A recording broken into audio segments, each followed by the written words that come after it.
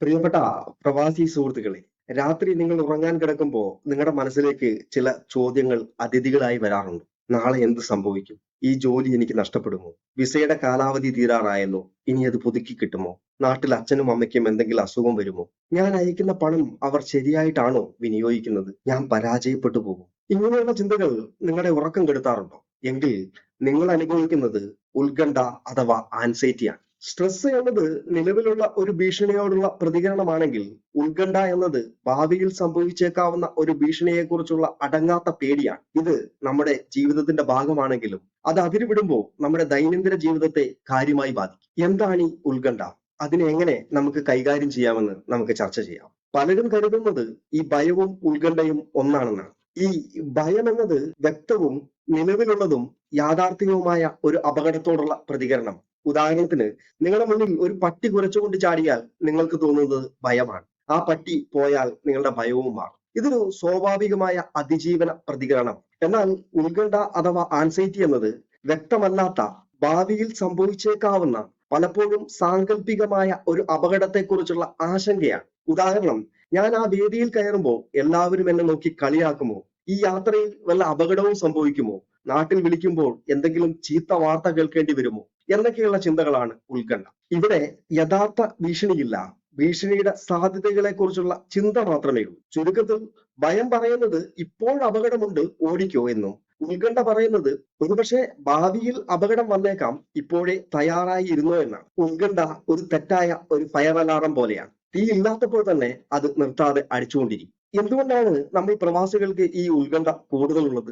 നമ്മുടെ ജീവിത സാഹചര്യങ്ങൾ തന്നെയാണ് ഇതിന്റെ പ്രധാനപ്പെട്ട കാരണം. ഒന്ന്, അനിശ്ചിതത്വം. നമ്മുടെ ജീവിതത്തിലെ ഓരോ ദിവസവും അനിശ്ചിതത്വം നിറഞ്ഞതാണ്. ജോലി സ്ഥിരമല്ല, വിസ എപ്പോൾ വേണമെങ്കിലും റദ്ദാക്കാം, കമ്പനി പൂട്ടിപ്പോകാം. ഈ സ്ഥിരതയില്ലായ്മ ഭാവിയെക്കുറിച്ചുള്ള ആശങ്കകൾ വർദ്ധിപ്പിക്കും. രണ്ടാണ്, ഒറ്റപ്പെടലാണ്. നമ്മുടെ കുടുംബവും സുഹൃത്തുക്കളും ഒക്കെ നാട്ടിലാണ്. ഇവിടെ പലപ്പോഴും നമ്മൾ ഒറ്റയ്ക്കാണ്. നമ്മുടെ വിഷമങ്ങൾ പങ്കുവെക്കാൻ, നമുക്കൊരു താങ്ങായി നിൽക്കാൻ ആളുകൾ വളരെയധികം കുറവാണ്. ഈ ഏകാന്തത ഉത്കണ്ഠയ്ക്ക് വളക്കൂറുള്ള മണ്ണാണ്. മൂന്ന്, നിസ്സഹായാവസ്ഥ.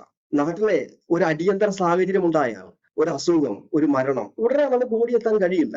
ഈ നിസ്സഹായാവസ്ഥ നമ്മളിൽ കടുത്ത മാനസിക സമ്മർദ്ദത്തിനും ഉത്കണ്ഠയ്ക്കും കാരണമാണ്. നാല്, സാമ്പത്തിക സമ്മർദ്ദം. ഒരു കുടുംബത്തിന്റെ മുഴുവൻ ഉത്തരവാദിത്വവും പലപ്പോഴും ഒരു പ്രവാസിയുടെ തോളിലായിരിക്കും. നാട്ടിലെ ലോണ്, മക്കളുടെ വിദ്യാഭ്യാസം, വീട്ടുചെലവ്. പരാജയപ്പെട്ടാലോ എന്ന ചിന്ത നിരന്തരം നമ്മളെ വേട്ടയാണ്. ഉത്കണ്ഠ ഒരു മാനസികാവസ്ഥ മാത്രമല്ല, ഇത് നമ്മുടെ ശരീരത്തെയും കാര്യമായി ബാധിക്കും. ഈ ഉത്കണ്ഠ കൂടുമ്പോൾ നമ്മുടെ ശരീരം ഫൈറ്റ് ഓർ ഫ്ലൈറ്റ് മോഡിലേക്ക് പോകുന്നു. നമ്മൾ നേരത്തെ സംസാരിച്ച ആ എമർജൻസി മോഡ്.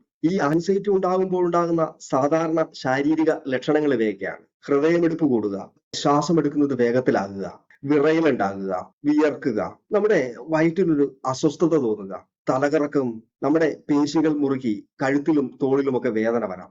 ഏറ്റവും പ്രധാനമായി, എനിക്ക് ഭ്രാന്താകുന്നു, എനിക്ക് ഹൃദയാഘാതം വരാൻ പോകുന്നു, അല്ലെങ്കിൽ ഞാനിപ്പോ മരിക്കാൻ പോകുന്നു എന്നുള്ള തീവ്രമായ തോന്നലുണ്ടാകുക. ഇതൊരു പാനിക് അറ്റാക്കിലേക്ക് വരെ നമ്മളെ നയിച്ചേക്കാം.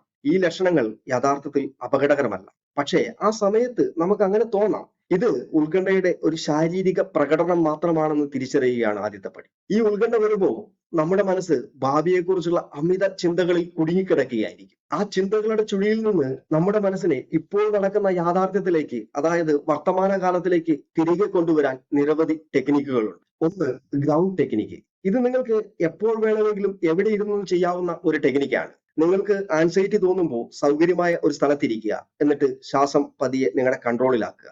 എന്നിട്ട് ഈ കാര്യങ്ങൾ ശ്രദ്ധിക്കുക. ഒന്ന്, നിങ്ങൾക്ക് ഇപ്പോൾ കാണാൻ കഴിയുന്ന നിങ്ങളുടെ ചുറ്റുമുള്ള 5 വസ്തുക്കളുടെ പേര് മനസ്സിൽ പറയുക. 2, നിങ്ങൾക്ക് ഇപ്പോൾ തൊട്ടറിയാൻ കഴിയുന്ന 4 കാര്യങ്ങൾ ശ്രദ്ധിക്കുക. 3, നിങ്ങൾക്ക് ഇപ്പോൾ കേൾക്കാൻ കഴിയുന്ന 3 ശബ്ദങ്ങളെ തിരിച്ചറിയുക. 4, നിങ്ങൾക്ക് ഇപ്പോൾ മണക്കാൻ കഴിയുന്ന 2 ഗന്ധങ്ങളെ മണക്കാൻ ശ്രമിക്കുക. 5, നിങ്ങൾക്ക് ഇപ്പോൾ രുചിച്ചറിയാൻ കഴിയുന്ന ഒരു കാര്യം ശ്രദ്ധിക്കുക. ഈ വ്യായാമം നിങ്ങളുടെ ശ്രദ്ധയെ ഭാവിയെക്കുറിച്ചുള്ള പേടിപ്പെടുത്തുന്ന ചിന്തകളിൽ നിന്ന് നിങ്ങളുടെ പഞ്ചേന്ദ്രിയങ്ങളിലൂടെ വർത്തമാനകാലത്തേക്ക് തിരിച്ചു കൊണ്ടുവരും. ഇത് നിങ്ങളുടെ തലച്ചോറിനെ നീ ഇപ്പോൾ സുരക്ഷിതനാണ്, അപകടമൊന്നുമില്ല എന്ന ശക്തമായ സന്ദേശം നൽകും. ഈ ഗ്രൗണ്ട് ടെക്നിക്ക് ഒരു എമർജൻസി ടൂളാണ്. എന്നാൽ ഉത്കണ്ഠയെ ദീർഘകാലത്തേക്ക് നിയന്ത്രിക്കാൻ മറ്റു ചില കാര്യങ്ങൾ കൂടി നാം പരിശീലിക്കേണ്ടത്. രണ്ടാമത്തെ ടെക്നിക്കാണ് ബോക്സ് ബ്രീത്തിങ് ടെക്നിക്. നാവികസേനാ അംഗങ്ങൾ പോലും ഉപയോഗിക്കുന്ന ലളിതമായ ഒരു ശ്വസന വ്യായാമം. ആദ്യമായിട്ട് ഒരു 4 സെക്കൻഡ് ശ്വാസം ഉള്ളിലേക്ക് എടുക്കുക, അതിനുശേഷം 4 സെക്കൻഡ് അത് പിടിച്ചു വയ്ക്കുക, അതിനുശേഷം 4 സെക്കൻഡ് കൊണ്ട് ശ്വാസം പുറത്തുവിടുക. അവസാനമായി 4 സെക്കൻഡ് ശ്വാസമില്ലാതെ നിൽക്കുക. ഇതൊരു ബോക്സ് പോലെ 10-15 തവണ ആവർത്തിക്കുക.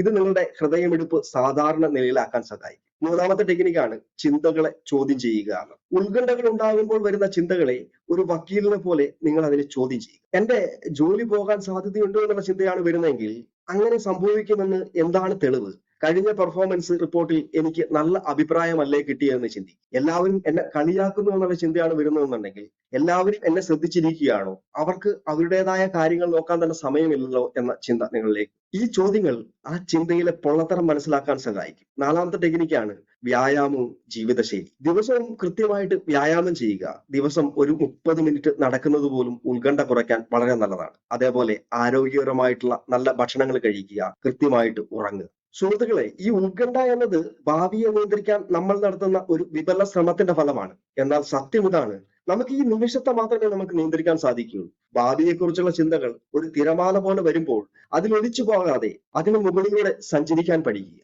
നിങ്ങൾ ഒറ്റയ്ക്കല്ല, ലക്ഷക്കണക്കിന് പ്രവാസികൾ ഇതേ മാനസികാവസ്ഥയിലൂടെ കടന്നു പോകുന്നു. ഇത് നിങ്ങളുടെ ബലഹീനതയല്ല, നിങ്ങൾ ഒരുപാട് ഉത്തരവാദിത്തങ്ങളുള്ള ഒരു മനുഷ്യനാണ് എന്നതിന്റെ ലക്ഷണമാണ്. അടുത്ത തവണ ഉത്കണ്ഠ തോന്നുമ്പോൾ ഈ ടെക്നിക്കുകൾ ഒക്കെ പരീക്ഷിച്ചു നോക്കുക. ഈ വീഡിയോ നിങ്ങൾക്ക് ഇഷ്ടപ്പെട്ടെങ്കിൽ ഒന്ന് ലൈക്ക് ചെയ്യുക. അതോടൊപ്പം തന്നെ നിങ്ങളുടെ പ്രവാസി സുഹൃത്തുക്കൾക്ക് ഷെയർ ചെയ്യുക.